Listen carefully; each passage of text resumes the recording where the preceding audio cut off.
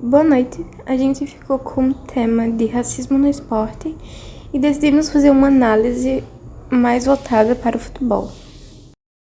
No século XX, o futebol era praticado por pessoas de elite e por jovens de alto patamar que conviviam no mesmo espaço.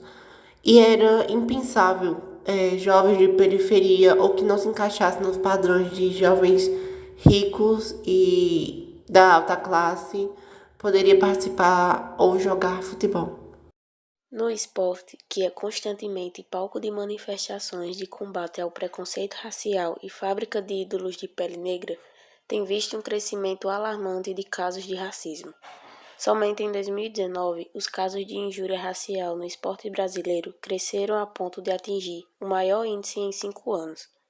Estes dados são do futebol, mas sabemos que as atitudes acontecem em outras modalidades esportivas. Os atos vão desde ofensas verbais, como chamar o outro de macaco, atitudes depreciativas, como atirar a banana para dentro do campo na direção do jogador da raça negra, e até atos mais graves, como a depredação de bens pessoais em razão da cor de pele. O esporte, enquanto fenômeno social, reflete as relações sociais estabelecidas na sociedade, embora este possa parecer um campo onde o negro consegue se incluir e ter uma ascensão social.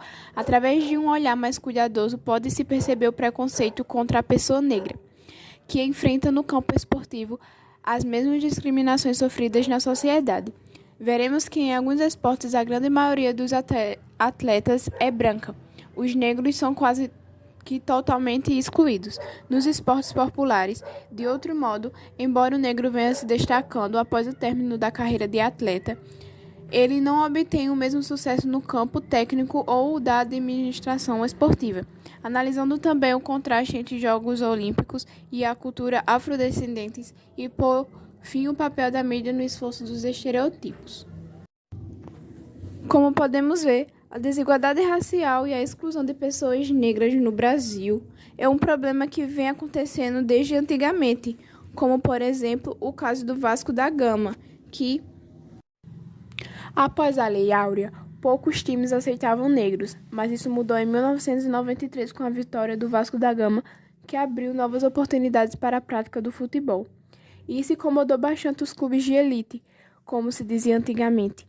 Então eles, como fundadores, desligaram a liga organizadora do campeonato e fundaram outra. Ao Vasco foi negado o acesso à nova associação, e depois a mesma fez uma proposta ao Vasco que ele seria aceito no campeonato se eliminasse 12 jogadores do time, mais explicitamente os negros, os pardos e os operários.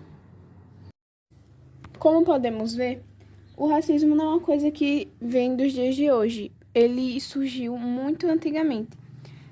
O Vasco não foi o primeiro clube brasileiro a contar com jogadores negros em seu elenco. Alguns pesquisadores defendem que o primazia foi do Bangu, outros que a Ponte Preta foi a pioneira. Não há dúvidas que o clube de regatas do Vasco da Gama adotou uma atitude que contribuiu decisivamente para a inclusão de atletas negros, mulatos e os demais brasileiros que não pertenciam à elite do futebol.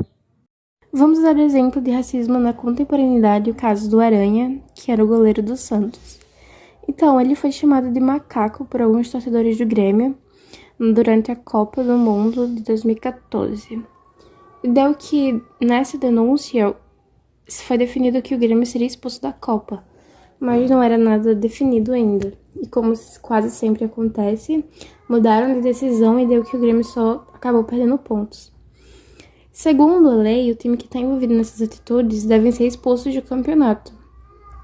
O que pode parecer até injusto, o time ser expulso por uma atitude que foram apenas dos seus torcedores. Mas exatamente por isso que serve para eles terem um dobro de cuidado com quem vai estar representando o seu time. E ter mais cuidado com quem fica na arquibancada. Podemos notar uma tentativa, ainda que mínima, de impedir tais práticas criminosas do futebol brasileiro. A batalha contra a discriminação racial é uma tarefa difícil e a ausência de punições exemplares incentivam que tais atos aconteçam novamente. Essas são as nossas referências e obrigado pela atenção. Os componentes do trabalho é Vanessa, Micaele, Kevin, Marcelo e Maria Fernanda.